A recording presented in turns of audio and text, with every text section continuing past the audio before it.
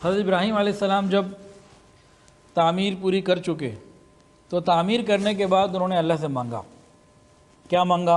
ربنا وابعث فیہم رسولا منہم یتلو علیہم آیاتک ویعلمہم الکتاب والحکمت ویزکیہم انک انت العزیز الحکیم. انہوں نے مانگا یا اللہ آپ ان لوگوں میں سے ایسا رسول بھیج دیجئے جو انہی میں سے ہو، جو انہیں تیری آیات سنایا کرے اور ان کو کتاب اور دانائی کی تعلیم کرے اور ان کا تزکیہ کرے، پاک کرے. یقیناً آپ بہت حکمت والے اور غلبے والے زبردست ہیں. نبی علیہ السلام نے ارشاد فرمایا کہ میں اپنے باپ ابراہیم علیہ السلام کی دعا کی قبولیت بن کر آیا ہوں. اور ایک حدیث کے اندر آتا ہے کہ میں حضرت عیسیٰ علیہ السلام کی بشارت بن کر آیا ہوں. حضرت عیسیٰ علیہ السلام کو بھی قرآن مجید میں ذکر ہے بشارت کے دینے کا. وَمُبَشِّرٌ بِرَسُولٍ يَأْتِي مِن بَعْدِ اسْمُهُ احمد. حضرت عیسیٰ علیہ السلام نے حضرت عیسیٰ علیہ السلام کی بشارت بن کر آیا ہوں اور حضرت ابراہیم علیہ السلام کی دعا کی قبولیت بن کے آیا ہوں. ابراہیم علیہ السلام نے جب گھر بنا دیا تو دعا مانگی. کیا مانگا؟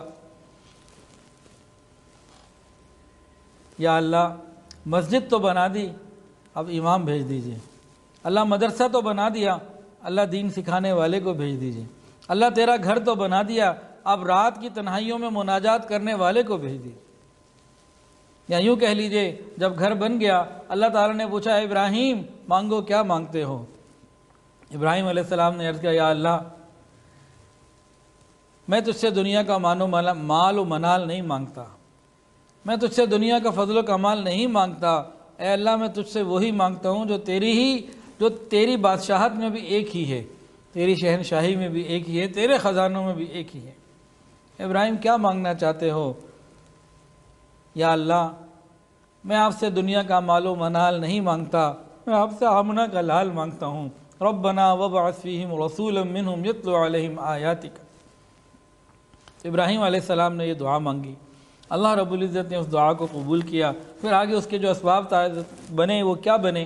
اسماعیل علیہ السلام وہاں ٹھہرے اپنی والدہ کے ساتھ. یہ جب بڑے ہو گئے تو ان کی شادی قبیلہ جرہم میں ہو گئی. اماں ہاجر پچھلی دفعہ آپ نے سنا ہے کہ اماں ہاجرہ کے پاس کچھ لوگ آئے، انہوں نے کہا اس پانی سے ہم بھی فائدہ حاصل کریں. انہوں نے کہا ٹھیک ہے پانی ہمارا، ملکیت ہماری، استعمال تم کر لو. وہ قبیلہ آ گیا، آباد ہو گیا، رہنے لگا. اس کے بعد اسماعیل علیہ السلام کی شادی ہوئی. حضرت ابراہیم علیہ السلام کبھی کبھی آتے تھے یہاں. ایک مرتبہ آئے نا تو حضرت اسماعیل علیہ السلام گھر پہ موجود نہیں تھے. گھر میں آئے تو ان کی بہو تھی اسماعیل علیہ السلام کی بیوی. سلام دعا ہوئی، انہوں نے اندر بٹھایا، پوچھا اسماعیل کہاں ہیں؟ تو اسماعیل علیہ السلام کی بیوی نے کہا کہ بھئی وہ تو گئے ہوئے ہیں شکار کے لیے، آئیں گے. تو انہوں نے کہا بھی میرے پاس تو اتنا وقت نہیں ہے کہ میں ان کا انتظار کر سکوں، مجھے تو جانا ہے، جتنا حکم ملا ہے، جتنا وقت ملا ہے بس اتنا ہی میں لے کر آیا ہوں، مجھے تو جانا ہے. پھر ابراہیم علیہ السلام نے اپنی ہی بہو سے پوچھا، بہو پہچانتی نہیں تھی آپ کو، پوچھا کہ کیا حال چال ہے، کیسی گزر بسر ہو رہی ہے؟ اس بہو نے کہا بڑی تنگی ہے، کوئی فیسلٹی نہیں ہے، بڑی تنگیاں ہیں، کھانے پینے کو کبھی مل جاتا ہے نہیں تو بڑی پریشانیوں میں وقت گزر رہا ہے. حضرت ابراہیم علیہ السلام نے جو بھی ساری باتیں سنی، ساری کیفیت کو دیکھا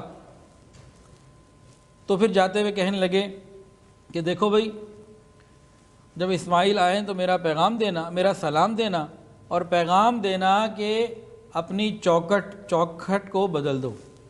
اسماعیل علیہ السلام جو اپنے وقت پہ رات کے وقت جو بھی وقت ہوگا تشریف لائے تو محسوس کر لیا کہ کوئی آیا تھا. پوچھا بھی کون آئے تھے؟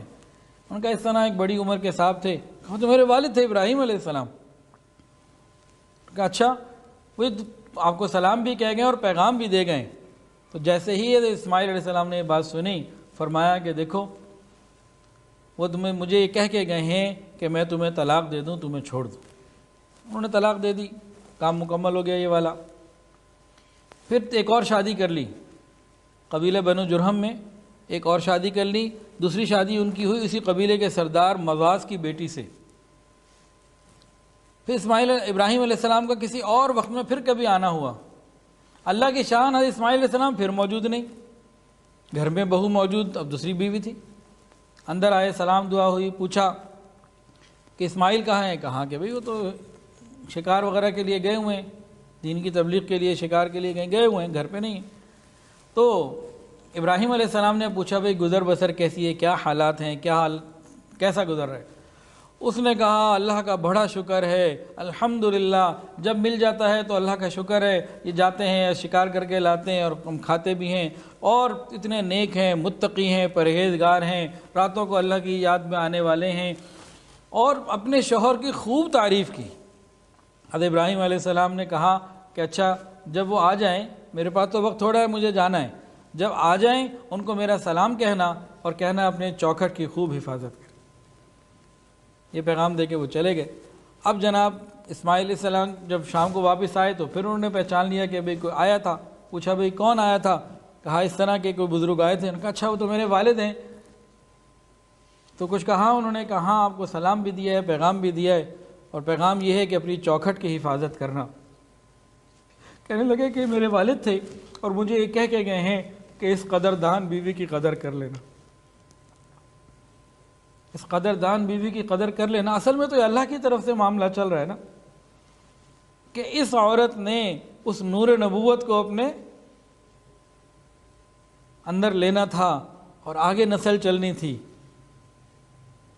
تو یہ اللہ کی طرف سے نظام تھا کہ ناشکری کی وجہ سے ایک عورت ایک نبی کی بہو اور ایک نبی کی بیوی بن کے بھی محروم رہ گئی صرف ناشکری کی وجہ سے، اور دوسری عورت اپنے شکر کی وجہ سے، اس نے شوہر کے مال کو نہیں دیکھا، نیکی تقوی کو دیکھا، اخلاق اور کردار کو دیکھا، ادھر نظر رہی، اور اللہ رب العزت نے کیسی مہربانی فرمائی کہ وہ اس مبارک سلسلے کی کڑی بن گئیں کہ جس سلسلے میں کبھی زنا نہیں آیا، جس سلسلے میں کبھی بری چیز نہیں آئی۔